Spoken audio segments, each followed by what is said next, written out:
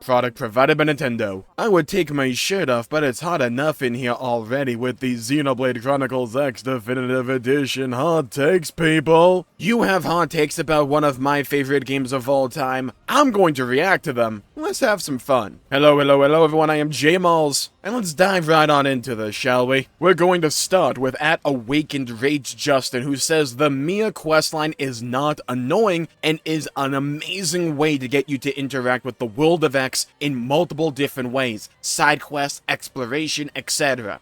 My man is over here preaching only, and I mean only, gospel, because I entirely agree. I think one of the best elements to Xenoblade Chronicles X is the way that it's able to tie in a lot of the various side stuff together. To see characters from different quest lines come together at different points and interact with each other. I think it rewards the idea of doing different side quests by making those stories feel as if they matter to the world at large and not just in their own, like, sectioned off little instance of time when you're doing those side quests. And I think games sometimes need to just have fun, and the idea that you have to go through this really lengthy side quest chain just because Mia happened to get herself stuck in this, like, really fortified cave, it works with the character. And also, I think some of the side quests that quest requires you to do are some of the best in the game. Not the only good ones, but some of them. And I think incentivizing people to go in that direction for a character that you don't need, so if you don't want to do it, you don't have to, because you don't need Mia for anything. But I like the fact that this character is essentially, like, highlighting our journey as the player. She essentially follows in our footsteps, and the final part in this entire chain is one that is locked behind some side stuff, which makes sense to me, because X is a game that is predicated and founded on doing its side stuff. Immersing yourself in these various locations and these characters, and continuing these quest chains to completion. A lot of the time, your perspective about various elements like characters or plot beats that happen will change as they reveal more to you. Initially, when I just wanted to unlock Mia, I thought like, oh dude, I have to do all these quests? And then when I'm doing them, I'm like, dude, these quests are really good. And I think that's one of the powerful things about Xenoblade X, is just that the content itself, in my opinion, is really dang good, and the quests that you can experience in this world are really dang good.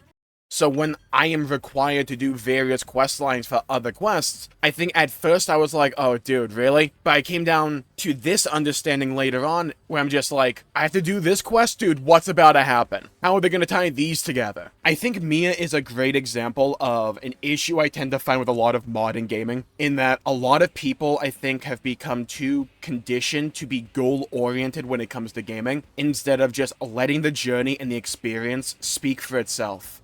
I think this is a prime example of that, because I think the actual stuff you have to do to unlock the Mia questline, at least the final step, and also the Mia questline up to that point, are really fun and interesting, but if you're only focused on getting Mia in the party for some kind of completion reward or whatever, or just some kind of like satisfaction, that's fine, but I think you are missing the forest for the trees here. And also the forest, and you're just like staring up at one cloud in the sky. Xenoblade X is a game where you are supposed to take your time, you are supposed to take it slow, and you're supposed to interact with all these various characters and all these various side quests. And to me, the fact that all these quests and other quests like this can be all tied together is a rewarding element to reward the effort you put in completing all these various side quests. It shouldn't be viewed as, dude, look at the giant checklist of things I have to do just to unlock this character. To me, I view it as, dude, look how they're tying all these stories together in either a serious way or a comedic way. And I think there is value in that, and too many games, and this is one of the reasons I love Xenoblade X so much,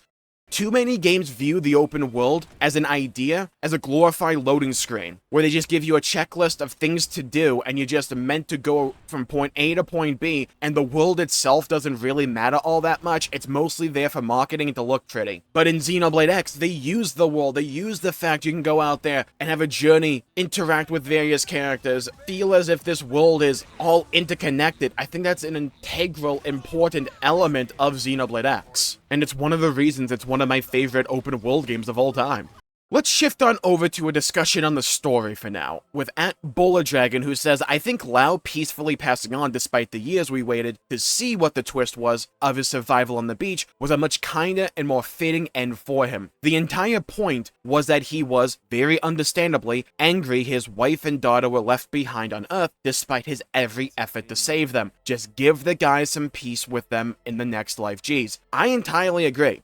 I was fascinated by what they were going to do with Lao with that post-credit scene, or what was a post-credit scene with the original Xenoblade X. And I think when you first understand playing Chapter 13 that, oh, Lao is just dead, you kind of have that feeling when you go like, oh, he is just dead, huh? But I think the way they worked it into the story, I think this is better. Lao is a character where it's like, do we realistically need a big redemption arc for him? I think that character served its purpose, and also exists to showcase the harm that something like Project Exodus has done inherently on the survivors. It was an unfair selection process. A lot of families were broken up. There was a lot of pain and grief and remorse and regret, and people don't just forget that. It's like, not only did it really affect Lao, it affected a lot of other people. It's just for Lao, he let his grief, his anger get the better of him, and he did what he did.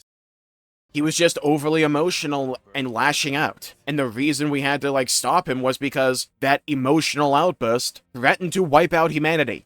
He wasn't a good guy either. But, that anger, that desperation, those emotions he felt were understandable if you paid attention to the actual story and his actual character. He's not a villain who held extremely strong beliefs and he'll, never be shaken. He was easily shaken just with a yap session with Lynn. But, that's also the point of his character. He didn't really believe in the things he was saying. He was just angry and depressed about the fact that his family were wrongfully excluded from the white whale just so a lot of rich and powerful people and nepo babies could get on board the white whale and survive while everyone else suffered and died. And I think Lao does a good job overall of exploring that residual trauma that the survivors of humanity in the Mimiosomes and in New LA still feel to this day. It's just Lao took it to the extreme because it really, really, really affected him. I don't think that makes him a bad character or anything. I think it makes him arguably one of the best characters in Xenoblade X because he perfectly fits the role of someone, in my eyes at least, as to how you could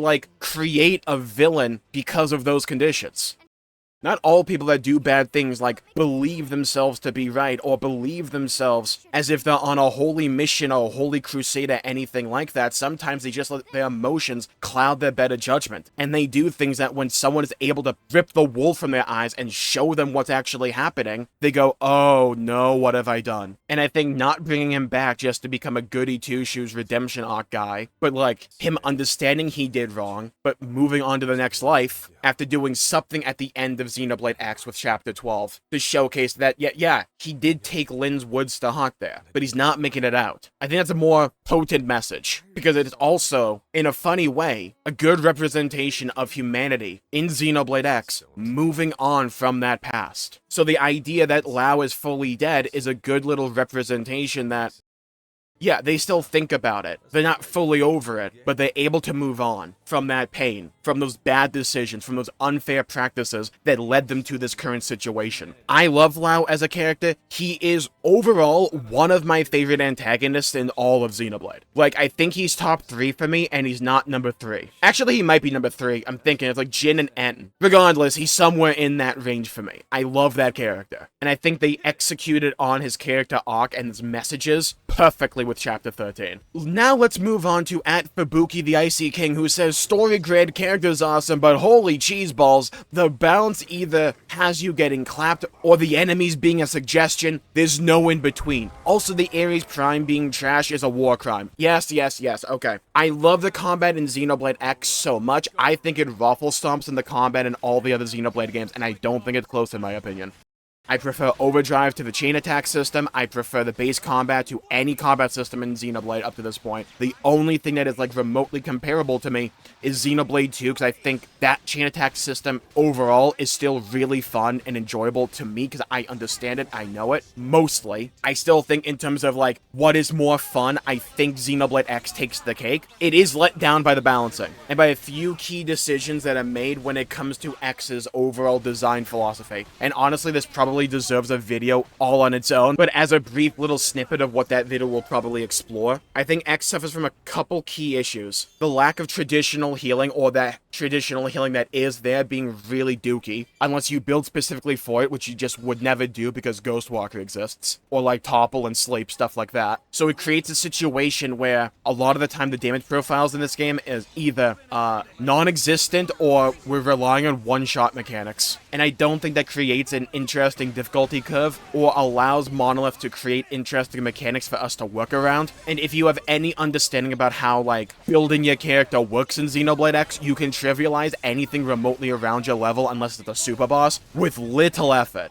If you just know how to stack up skills and arts for one element, you remember to upgrade your skills and arts, and you equip gear that does more damage for the thing you're, like, doing damage with, chances are you will be able to take on things that are even, like, 10 levels above you with relative ease without even having to build your other characters. So to me, it's, like, the actual, like, meat and potatoes of the combat, best in the franchise, and I don't think it's close. But the balancing surrounding it kind of lets it down, so you don't really have to explore a lot of those things. And there's a few key elements within the design philosophy of Xenoblade X as well, like that healing and the way the game just, like, overall views damage. I think those elements lets it down. And I'll talk about more in this video, right? Not this video, I mean the video I'm gonna make about this topic overall. I think one great way they can go about improving the combat system in X when it comes to Xenoblade 4, because I think 4 is gonna look like a blend between X and 3, mostly X. You keep, like, the mechanics of X for the most part. You expand on the healing options. Remove Ghostwalker. It's too powerful. You just remove it. Or you make it like the Monado vision from Xenoblade 1 and it only works for like 1 or 2 hits, and you can't spam it. It has to be like one or the other.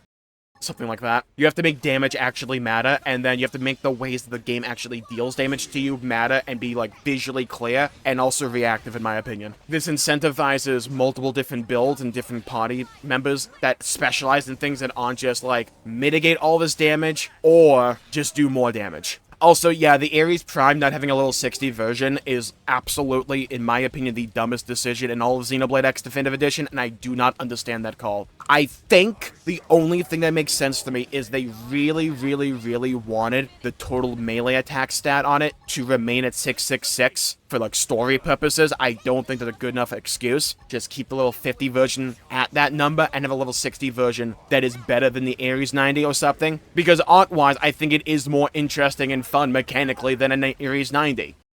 But, like, why would I ever use it if it's just, like, that much worse than an Ares 90, which I could have access to before that point in the game? Because getting the components in Definitive Edition, at least, for an Ares 90 is not that bad. Like, there are strats where you can get all these things within, like, what, 5-10 minutes? I think one of the cool elements of Xenoblade X is that you can become so powerful, but I think you become so powerful way too early. I don't mind having stuff like the Ares 90. I don't mind having stuff that can get as powerful as a built Ares 90, right? But I think the space that it operates in Definitive Edition is different from Original X, because in Original X, the game ended with Chapter 12, so Ares 90 was exclusively post-game content. But in Xenoblade X Definitive Edition, you have all of Chapter 13, which is so dense that it borderline feels like Xenoblade X 2. And because it's such a cool thing, right, a lot of people will just naturally go out to get an Ares 90 because it's so dang cool, right? That's a great element to it. It's just, you become way too powerful in this game too early on.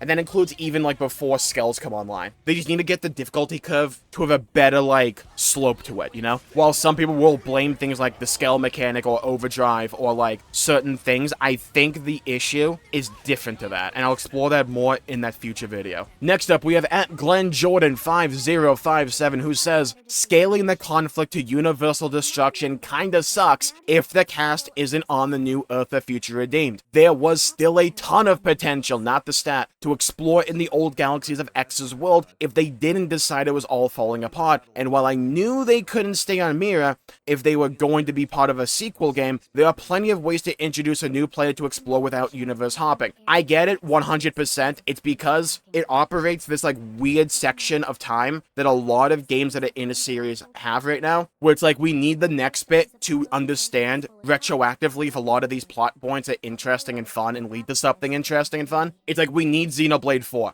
Personally speaking, and trust me, I have video ideas on this. To summarize where I'm thinking, I'm fully of the opinion Xenoblade 4 is blending the cast of Xenoblade 1, 2, 3, and X. Maybe not the specific characters, but those groups of characters, right? Depending upon when it actually takes place. I'm convinced the planet at the end of Future Redeemed and X are the same freaking planet. I am tired of this ring discussion. I'm going to make an entire video about it. Rings can form after a planet is created. There are numerous ways to explain that little thing away. But I think what they're trying to do here, and I made an entire video about Xenosaga yesterday, right? And like the more I'm thinking of it, and like I'm not even familiar with Xenosaga's story, so like don't get me wrong here. I know a few things, and I know the ending of Xenosaga 3 is Cosmos essentially drifting back to like Lost Jerusalem or Earth. I'm not entirely sure if that was supposed to be the planet there, but I think that's like the overall vibe.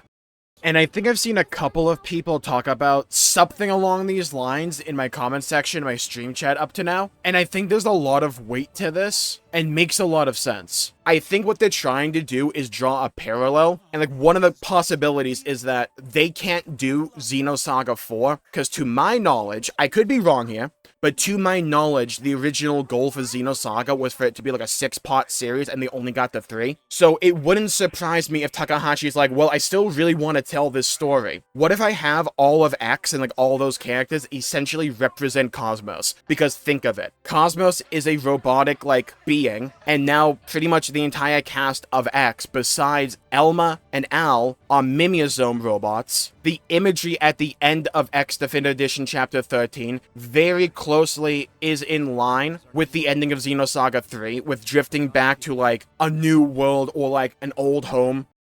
This next part is me really just reading into the song Xenosaga Pain, or Pain from Xenosaga. I think the story of Cosmos is one of pain and her, like, suffering, loss, and betrayal all the freaking time, and just overall pain in general. And, like, that also describes the cast of X, where they just keep losing homes, especially Elma. You can probably draw quite a few, like, design parallels between Cosmos and, like, the alien form of Elma. Also, I think there are giant robots in Xenosaga. This one is, like, a whatever point. I'm just, like, saying it's another point on the graph. I think there are giant robots in Xenosaga. We'll find out when I play through the series. And also, skulls are inherently an X thing, in terms of being a mechanic. So it's like, I think they're trying to draw some kind of parallel here, and then Xenoblade 4 will, like, properly pick up kind of what they wanted to tell with Xenosaga 4, 5, and 6. That's kind of like my initial, like, knee-jerk reaction where I'm like, I wouldn't be surprised if they go in this direction.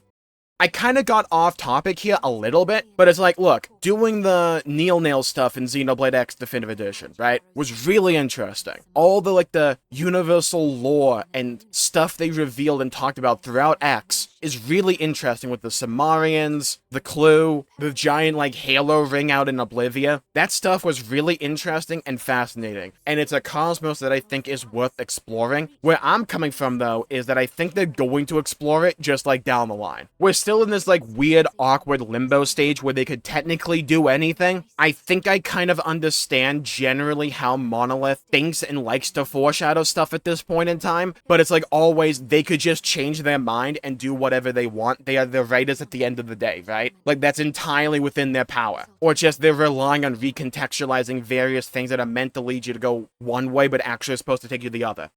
Right? Like the beach scene at the end of Xenoblade X originally got recontextualized to be, or just not even recontextualized, just revealed to actually be the Xenosaga, like, beach, right? There are numerous ways to go about doing this. I think you don't write that Nail stuff and incorporate it into Xenoblade X Definitive Edition, even if it was originally cut content, which I don't think it was. I think it was only Nail as a character. I don't think you put that into X Definitive Edition either way, unless you have an explicit desire to explore those things more in the future. Because if this stuff is never picked up and explored again in the future, then the whole, like, universe hopping stuff will just be like, alright, it was cool, but, like, I kind of wish it led somewhere. I just am of the opinion that I think it is leading somewhere. So we kind of need that next entry to really, like, fill in the blanks and to take up a lot of these mysteries they just instilled there with Chapter 13 and do something interesting with them. I think they're going in that direction personally, which is why I love Chapter 13 so much. Or at least one of the reasons.